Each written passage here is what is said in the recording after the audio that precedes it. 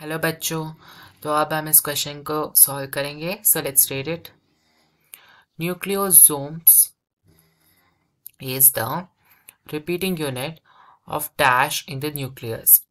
Nucleosome किस part के repeating unit होते हैं? या क्रोमोसोम में न्यूक्लियोसोम रिपीट होता है, या फिर जीन्स में न्यूक्लियोसोम रिपीट होते हैं, या फिर क्रोमैटिन में न्यूक्लियोसोम रिपीट होते हैं, या फिर क्रोमैटोसोम में न्यूक्लियोसोम रिपीट होता है। ऐसे सवाल पूछा गया है। मतलब न्यूक्लियोसोम इज अ स्ट्रक्चर, है ना। ये स्ट्रक्चर जो है, ये न्यूक्लियोसोम का स्ट्रक्चर है। ये किस स्ट्रक्चर में रिपीट होता है? It's a repeating unit.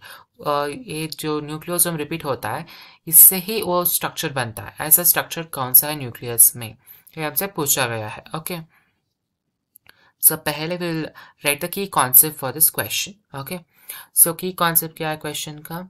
Question का key concept is very simple. It is packaging of DNA helix.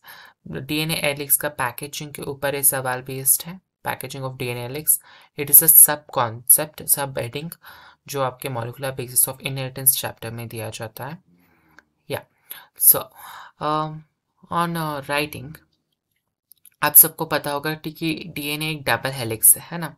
DNA कुछ ऐसा दिखता है, double helix. Okay, so double helix DNA is wrapped around. Double helix DNA का कुछ characters लिखता हूँ पहले, उसके बाद सो हिस्टोन के बारे में भी बात करेंगे। सो डीएनए कैसा है? पहला कैरेक्टर डीएनए का क्या है कि वो एसिडिक है ना। डीएनए कैसा है? एसिडिक है। दूसरा कैरेक्टर कौन सा है कि वो नेगेटिवली चार्ज्ड है ना।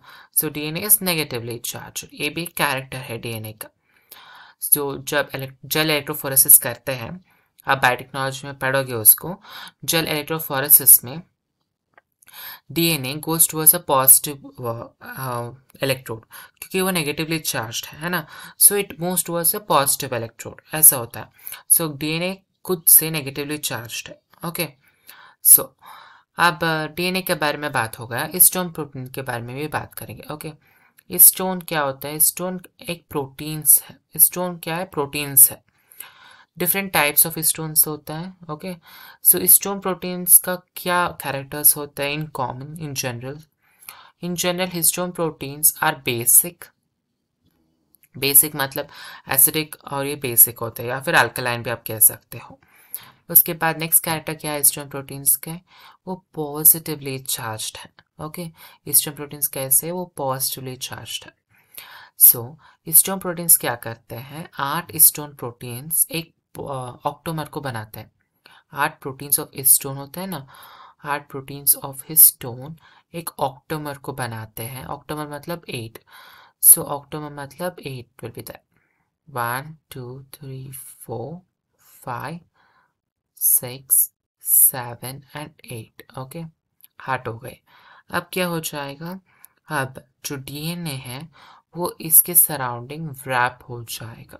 ओके, सो जो डीएनए है वो इस न्यूक्लियो इस हिस्टोन प्रोटीन या हिस्टोन ऑक्टोमर के सराउंडिंग व्रैप हो जाएगा, ऐसे जो आपके डायग्राम में क्लियरली दिया गया है। इस डायग्राम में यहाँ पर हिस्टोन प्रोटीन्स को सेपरेटली नहीं दिया है। हिस्टोन ऑक्टोमर को एक स्फीयर के जैसा ट्रीट किया गया है, और डीएनए को यहाँ पर व्रैप होते हुए यहाँ पर दिखाया गया है ना। सो एक हिस्टोन ऑक्टोमर है।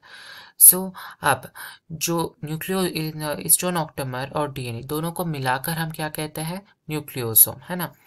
अब ए न्यूक्लियोसोम एक रिपीटिंग स्ट्रक्चर बन जाता है। ओके, आप यहाँ पर देख सकते हैं कि कुछ बीड्स जैसा दिख रहा है, वो सब क्या है?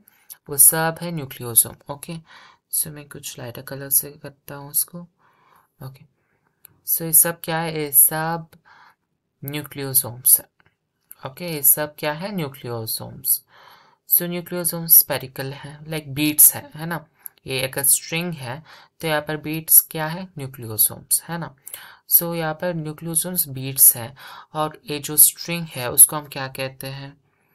जो स्ट्रिंग है उसको हम कहते हैं क्रोमैट। ओके, यहाँ पर जो स्ट्रिंग है उसको हम कहते हैं क्रोमैटिन। सो क्रोमैटिन का रिपीटिंग यूनिट कौन सा है? Definitely nucleosome.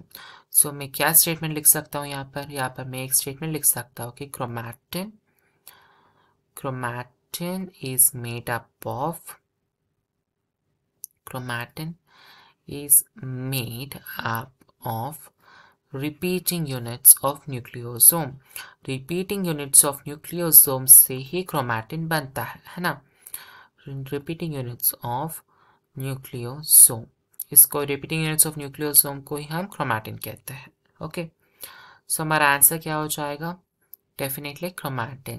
सो न्यूक्लियोसोम किस पार्ट का रिपीटिंग यूनिट का बनता है?